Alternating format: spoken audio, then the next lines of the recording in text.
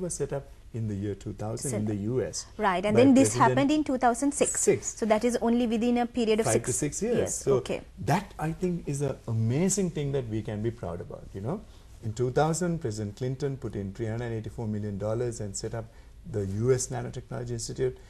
And majority of the nanotechnology institutes of the world are what I call public sector nanotechnology institutes, which do pure research in terms of developing nanotechnology solutions. Now, Slintech was actually conceived in 2006. It was finally brought to life, as one may say, in 2008 April through all the approvals and the cabinet papers and the MOU. And what the president also did was to make sure that Sri Lanka's leading companies in terms of export were all brought into this organization.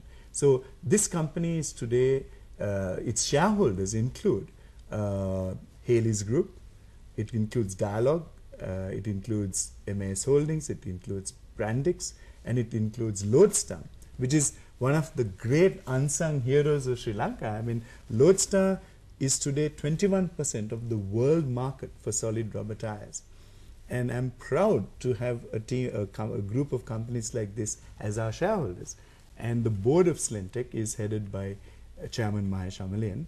But also the chairman of each of these companies are pretty much the board of Slintech.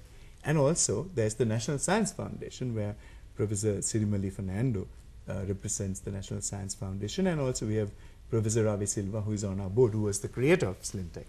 So we set this up in August 2008. Actually, I was invited to commence the operations. And along with two other science leaders, Professor Veranja Kannaratna and Professor Ajit Alves, three of us went into a 16,000 square feet of space that had been created. And we, within 7 to 8 months, populated it with an excellent team of people. And we also brought in the latest nanotechnology equipment from Japan and Europe.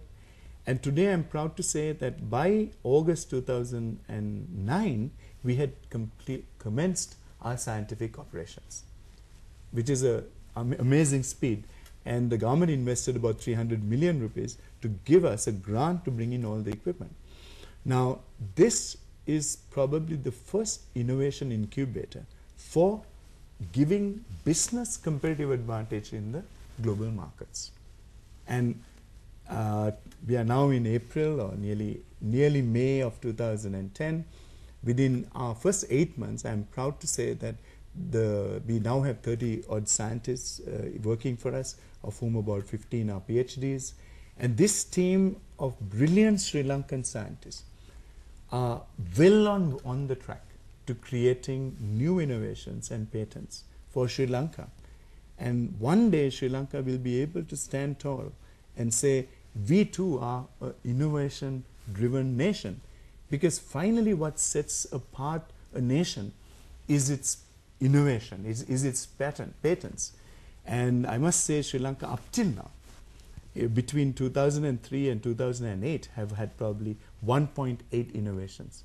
We are now on a path to getting between 5 to 10 innovations through Slintech in our first year. So Slintech is taking Sri Lanka to another level. Oh my God, that is actually a positive development that we can actually look forward to. Actually seeing how Slintech can take Sri Lanka to the next level, especially looking at it from an innovative framework. Absolutely. And also we spoke about many other frameworks, like starting from the Global Agenda on Sustainability and then the United Nations Global Compact Framework, where they talked about 4 areas: human rights, environment, anti-corruption, and labor. So in those 4 areas, they talked about businesses which are engaging in sustainable practices for themselves and the society at large, and also from an environmental perspective. Then Mr. Fernando illustrated about his new invention in the area of sustainability, which was strategic corporate sustainability, a subject he has introduced, where he redefines corporate social responsibility as a commitment to corporate sustainability, but which also distinguishes it from a sustainability framework per se, where there's an intersection between CSR, corporate strategy, and corporate sustainability as well. So that is an excellent definition, a paradigm shift where corporates can look at countries, and it will have an impact on nations and therefore the global agenda itself. And this actually the spotlight also at the end was the SlimTech, where SlimTech promises to take Sri Lanka to a next level with the patents and the innovations that it promises to deliver. So we wish you best in the context of SlimTech and also the context of the UN Global Compact and also the upcoming summit at the United Nations headquarters.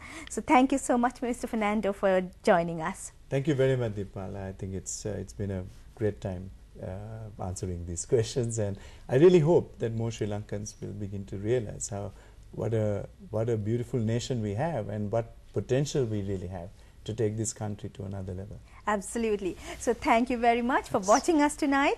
Do join us tomorrow at the same time. Have a good night.